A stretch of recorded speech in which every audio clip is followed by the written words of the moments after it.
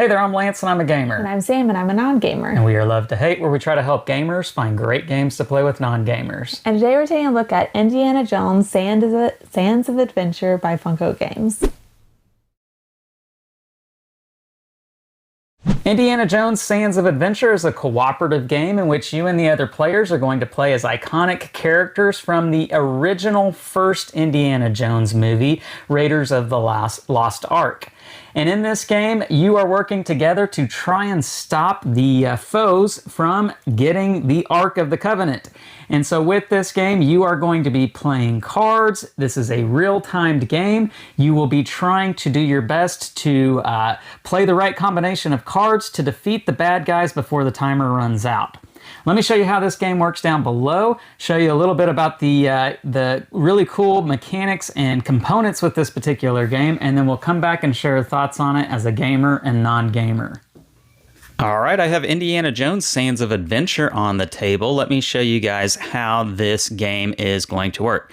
Now, with this game, you've got a lot of tiles, you've got cards, you've got this funky looking sand timer that's going to move, and you've got some gems and dice in the game. So there's a lot of components with this particular game. It's a pretty straightforward one though. Let me show you how it works. For setting up the game, you're gonna have these tiles all out here. It doesn't matter what order they go in, just making sure that you have the round one tiles. And these tiles are double-sided. You've got a side A and a side B.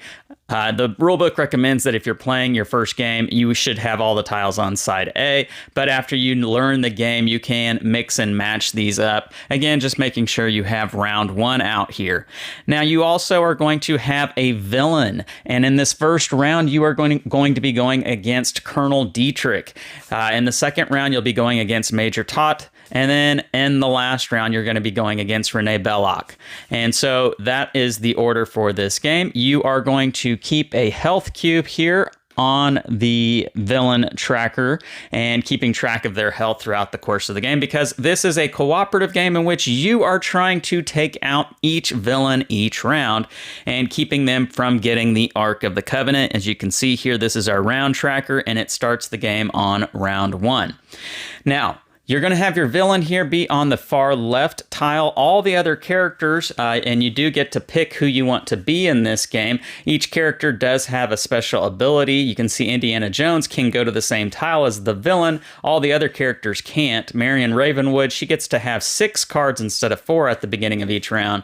Marcus Brody starts the game with a power token of his choice. These are the power tokens over here. And then Sella gets to roll only 1 threat die on his turn. We'll explain what that means in a second, but each player gets one of these player boards, and on the back of these player boards, it does show you an aid for the game. Now, on your turn, and then in the first turn of the game, you're going to take your character and move them on any tile you want, so long as you're not moving with the villain, unless you're Indy, he can do that, and taking that action that's on the tile. There are 2 phases to this game, and in the first phase is the exploration phase, which is going to be taking these actions on the tiles, drawing cards from the deck, rolling dice, adding gems to the sand timer. So for instance, maybe I go to the map room. When you go to the map room, you draw 2 action cards and you may play a card. You'll start each round with 4 cards in your hand, unless you're Marion, you'll start with 6, and cards are going to look something like this. And if you have any snakes, you'll just simply discard your snake to the discard snake pile here. You will not redraw to replace the snake you just discarded. But a lot of the cards are going to look like this, where there's going to be an icon on it and a color in the background. And then other cards are going to show a picture of a character. And again, there'll be a color in the background and an icon. And what you are trying to do is you're trying to play cards that allow you to connect either color of the background or icon to get to one of these character cards. Because when you play a character card, that's when you do damage to the villain and you will lower them 1. So in other words, let's just say that I can start with this green hat here. Because I did draw 2 cards and I may play a card. You can only play a card in the exploration phase when you're putting out your people here and moving them. you can only play a card when you do a tile that actually lets you play a card. So maybe I play this hat here. Now later on in a future turn, I've got to play something with a green background, such as maybe this medallion here, or something that has a hat, and my Indiana Jones card here does have a hat. So if I could play another card, I could play Indiana Jones, and because it's a character card, I would lower the villain's health by 1. And that's the idea with this game. Now, the trade-off for having taken this action, though, is that I have to roll a number of dice equal to what's printed here on the tile. So I would roll 1 die, and on these dice, there are blanks, which are great, there are small gems, which aren't so great, and large gems, which are really not great. And if I roll one of these gems, I'm going to take the corresponding one. So if I rolled a small gem, I would take one of these small gems that I have in a tray, and this tray is not included in the game. This is just my tray. I would take one of these small gems and I would add it to the top of the sand timer. I don't know if that's fully on frame. Let me bring it forward here so that you all can see it. And as you can see, this is a sand timer unlike any other sand timer. It's got your sand timer in the middle, but there's going to be a basket on top and a basket on bottom. When you add gems to the sand timer in the exploration phase, rolling these dice and the die telling you to add gems, you're going to add it to this top basket, and hopefully nothing happens.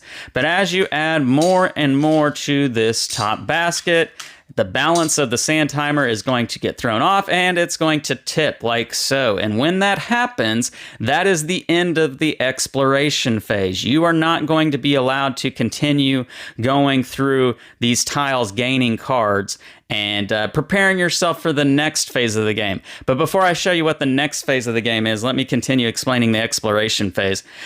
You will be taking turns moving about, trying to get to different tiles here to gain the things that you need. Now, I mentioned earlier, if you roll a blank, that's great because you're not adding any gems to this sand timer. But however, what will happen is you will activate the villain. The villain does have an ability on their card whenever you roll the X, and it's always going to be to move to the right. As you can see, all 3 of them will move to the right, and they will do something else. Each player there must bury a random card from their hand. Burying cards just simply means discarding it and not being allowed to use it. You would add it to the bottom of this deck. And so we would move the villain to the right, and hopefully nobody's there. And we would continue doing this again until the sand timer flips. Now, once the sand timer flips, you immediately move into the timed phase of the game. And what's going to happen here is starting with whoever is the next player to go after the sand timer flipped, you would start playing cards from your hand. You can play as many cards as you want, again, matching background or the icon on the card. And if you don't have anything to play, then you would draw a card. And it would be the next player's turn, and they would play as many cards as they want or can, and then they would draw a card, and it would go on to the next player, and so on and so forth. And again, what you're trying to do in this phase of the game are play these character cards, which are going to lower the enemy's health. And you might, at some point in the round, let me see if I can find one. Wow. Where are all the snakes? The snake cards are what really drive you crazy in this game. There's a snake. So if you were to draw a snake on your turn when you were to draw a card, then the game immediately stops. Obviously, the sand timer does not stop. It keeps going. But that player who drew the snake has to roll this die here until they get the torch. And when you get the torch, you can discard your snake and the next player can take their turn, and so on and so forth. Now, in addition to these cards, you also have these power tokens over here, which are going to allow you to change the rules or break the rules a little bit. The ignore a snake tile is obviously going to let you ignore a snake. You would just simply get to discard it because you have your torch here right on the tile. The play any card obviously is going to let you ignore what the background color and the icon on the card is and allow you to just simply play the card that you need to play. And then you get to continue on. The interrupt tile is going to only be played in the timed phase, and so obviously all these are going to only be played in the timed phase. But this is going to let you interrupt someone's turn and play your card because maybe you have the perfect match to be able to play. I do also want to point out real quick that these two do not match because the background color is blue and this card does not have an icon. And even though Marcus Brody is on this card, the background is white and there is a book icon. So these two cards do not match. You could not play one on top of the other unless you played the any card tile. Now there are upgraded cards available to you in this deck if you take an action that lets you take an upgrade card. And so these upgrade cards are going to have multiple icons on them or maybe multiple colors. And so these are going to allow you better chances to connect with other things, which will obviously help you play cards faster and get to the cards that you need to be able to win this game. Now, at the end of the timed phase, which is going to happen in one of three ways, either the sand timer runs out, your draw deck of cards runs out, or you are able to defeat the villain moving their health tracker to the skull, then that's going to end the timed phase round. And if you did move the health marker to 0 on the villain, then you have defeated that villain. However, if you did not, if the sand timer ran out or you ran out of cards to draw, then wherever the cube ended on the villain, so say for instance we only got it to the 4 here, then that's the number of cubes you are going to add to the top of the sand timer up here in this top basket. You'll remove any that are in the bottom basket. And that's how many will start in the next round going against the next villain. So it's in your best interest to try and take these bad guys out because it's going to add fewer gems to the sand timer. And then in the third and final round, you're going to take on Renee Belloc. And if you can take him all the way to 0, you win the game. If you don't, then he escapes with the Ark of the Covenant. Also, real quick, you do add an additional tile. You take out a tile. You as a team pick which tile you don't think is most helpful to you, and you will add this one in round 2, as you can see round 2 here. And then in round 3, you'll repeat the same process, adding this one that says round 3. And again, these are double-sided, so you get to have replayability with that. And that's basically the rules here for Indiana Jones Sands of Adventure. Let's go back up top and share our thoughts on this one. And we're back, and now we're going to share our thoughts on Indiana Jones Sands of Adventure. And I'll start real quick by letting you guys know I'm a huge Indiana Jones fan. Just saw the new movie Dial of Destiny not too long ago, so I'm really on an Indiana Jones high right now. And there's a couple of games about Indiana Jones that are out, and it's just really exciting. So had good hopes for this game going into it. Sam, you don't really give a hoot about Indiana Jones. I don't hate him. Drew's a good guy. Okay. But I'm not as into it as Lance. You're not tied into the theme. So if you're wanting somebody who's very much tied into the theme, you've got me. And if you want somebody who just doesn't, care about the theme whatsoever, you've got Sam.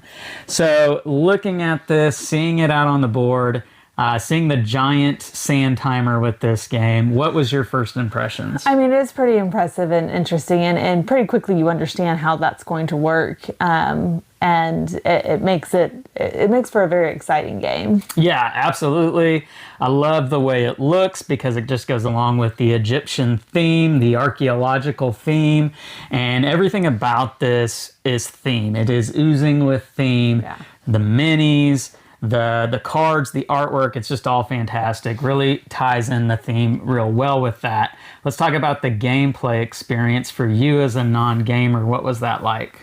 I mean, as a non-gamer, I typically do appreciate cooperative games. I think it depends on what kind of gamer you're playing with because there's always that tendency to quarterback. But I personally like having somebody kind of say, okay, this is what we should probably do next. And so that by itself makes the game appealing, not appeasing, appealing. Okay. But the actual gameplay, I thought it's very quick, which I appreciate. I thought it was very easy to understand. Overall, it was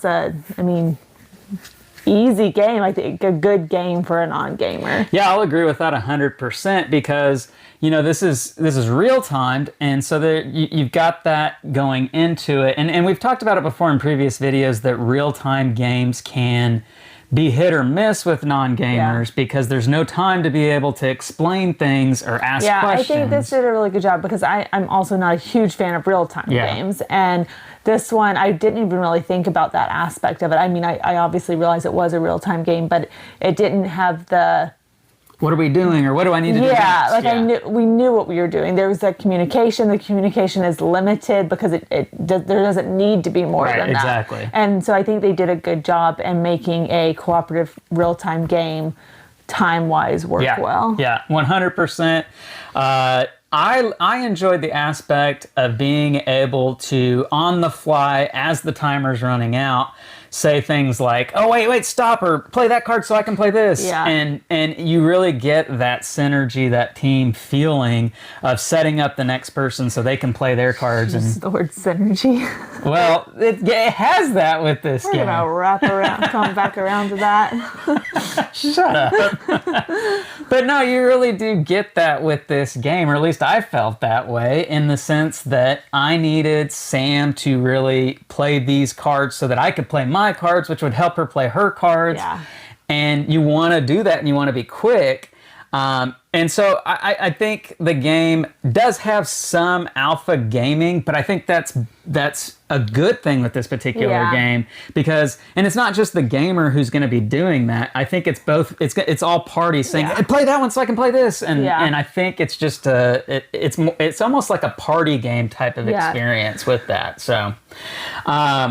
I will say I think the game is light, and I think it's one that you could definitely play with families. The box says ages 8 and up, and I think that's absolutely accurate because I think you could get your kids in on this and have a good time with it. I almost want to say that the look of it makes it look like it could be a heavier game than what it is. Yeah. So it's a little deceiving in that nature. I was like... yeah. See, exactly. But it was a lot more enjoyable than I was expecting it to be. All right, so let's get to pros and cons for Indiana Jones Sands of Adventure with this game. So Sam, what are the things that stood out to you that make it a great game for non-gamers? I mean, I think the sand tower thing is just awesome to put the gems in it and see it flip over and know immediately the game's about to change. I thought it's fun, and it just makes it exciting. It's something you don't see in a whole lot of games like that. Yeah. There's a sense of excitement with that because the drama of when's it going to go. Yeah. And I'll say that part of the game I enjoyed a lot more than the first part of the game. There was a reason for the first part of the game. You need to get what you need to get and put the gems in and everything. But that second part, once the timer started, that was fun for me. Okay. And so I thought they did a really good job. The cards are great. It's such a quick game. I would say it didn't necessarily last 45 minutes. Yeah, no, I think, obviously it depends upon how long you play out that first phase of the game and how many resources, let's say. Maybe if you had more people. Well, yeah, I think too that the increase in player count might have something to do with that, but I think you could play this game where we're just going to try to go straight into it and make it quick and dirty and see how quickly we can take the guy out. You might not play as great, but you definitely can get a quicker, faster experience with this game playing it that way. Yeah. Or you can slow play it and say, okay, I really think we need to do this, and then we should do that. And then when the timer flips, then you got to go. Yeah. So, yeah. Anything about it that maybe didn't work so great? I think we both will agree that we would forget to pay attention to the sand timer. It's already flipped. Once it's activated, when it runs out. Yeah. The first time we played, we thought it was going to flip back over because we're stupid. Yeah. It doesn't work that way. Then we were like, that's not. And then you're just so into it that really... it almost needs like a light or a sound or something, but that's just to pay attention. Yeah. And then I think what are those? The power tiles. I think the power tiles are maybe given out a little too freely because often we wouldn't use all of them. Okay. I think depending on the communication, that you can get it finished without using the power tiles, without using all of the power tiles. And I just feel like maybe they should be a little bit more stingy in getting them out. So the game may be a slightly too easy for you. Is that kind of what you're saying? Just in that aspect. Okay. Yeah. Yeah. I definitely agree with Sam on the timer, the sand timer. I think, you get wrapped up into it. And then that's the thing with real-time games. This isn't an issue that's just unique to this game. It's an issue that is widespread with this genre, this mechanic, is that if you're needing to do something fast on the table because it's real time, and your time is based off of a sand timer, you can't have your eyes split in two directions at once. You can only do this, or you can only look at that. And so it's hard to know when the sand runs out and your time is done for whatever you're trying to accomplish. It's hard to know when that exactly happens. I think maybe it could be in like the middle of the board, which I understand that wouldn't necessarily be as aesthetically pleasing, but it's on the side, and that makes it so much harder. Yeah, I think maybe that would be a way you could do it. Obviously, if you're playing with more people, you can make sure that whoever's not the active player is looking at the sand timer, or if you just went, then it's your responsibility to look at the sand timer. So you could easily work around that. It's just a nuisance is more than anything. Yeah. I think for me, maybe a bigger issue is like what Sam talked about, that there are, I wouldn't say the game's easy, but it does definitely feel like there could be ways to have made it more challenging or more difficult. Yeah. And I would have appreciated that. I'm curious to see if they maybe come out with more movies tied into this game. Maybe the same engine tied into the second movie, third movie, not the fourth movie, the fifth movie, or something along those lines, and it be a more challenging experience as the game goes. I don't know if that's something that they might have in the works for it, but that'd be pretty cool. So, all right, let's get to score for this one. Scale of 1 to 10, love to hate. Where does Indiana Jones Sands of Adventure come in at for you? I mean, I enjoy playing it. I think I'd like to play this with the kids, our oldest two, because I think they would really appreciate it. So it's a game that we're going to play again. The theme, I don't care. I'd probably give it a 7.3. Okay. I thought that's kind of where you would be at with this one, just based off of our experience with it and what you were saying. I'm in a similar ballpark. I'm going to give it a 7.5. I really enjoyed it. I didn't know what to think about with the giant sand timer and real-time games. They can be hit or miss. But the experience with this one was actually quite fun. It is a lighter experience. I wouldn't say it's a one-trick pony, because you do have the two different phases of the game.